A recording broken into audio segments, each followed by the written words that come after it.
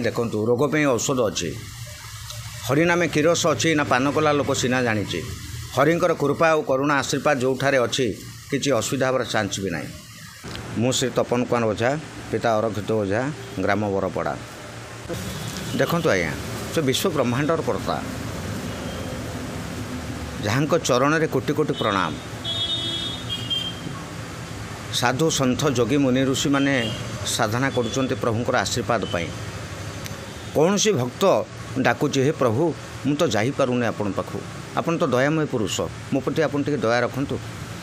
से तो दयार सागर क्षमार बारिधि प्रभु कथा से चिंता करी डाकुची हे प्रभु आपन दयामय विश्व ब्रह्मांडर कर्ता बड़ दाण्डे आपन आसुचंती झुली झुली हली आसुचंती जे कौन चिंता करिचंती चिंतामणि ही जानिचंती। तांको बिना गति नहीं कि मुक्ति नहीं कि तीर्थ नहीं व्रत नहीं। जे पिता जे माता जे देवता जे अन्नदाता जे वस्त्रदाता जे ज्ञानदाता तांको बाबदरे आमे बा कौन कहि परिबा।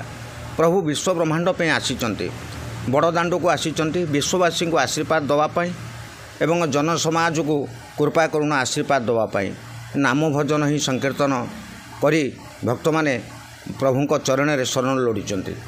तांको कथा से ही जानिचंती। बलदेव हेबे राजा कान्हू परिचार सुधर्मा सभा बसिव जाजपुर ठार फिर अनेक जगह लिखिं अनेक जगह प्रभु लीला खेला करेंगे।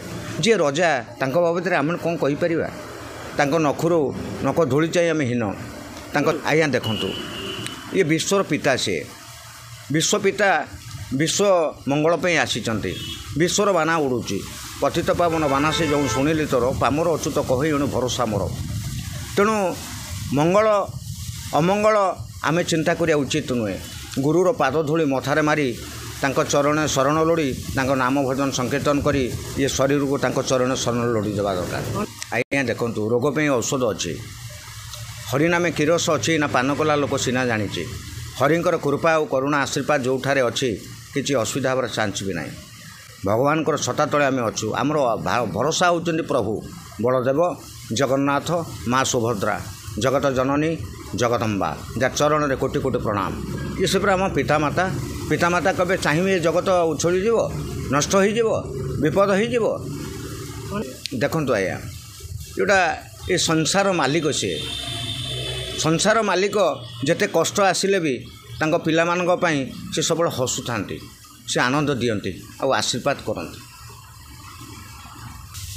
देखु आज्ञा एड़े बड़ ठाकुर जी आम जन्म देइचंती प्रभु सृष्टिर मालिक जुग को जुग ये मत परमानंद ये जगते जुग जुग भगवान आसुचंती। आमे बा किए आम तो साधारण मनीष से बाजर कौन बा गवेषणा करिपरिबा तांको चरण बिना आमर किछि नाई। से बा पिता से माता से देवता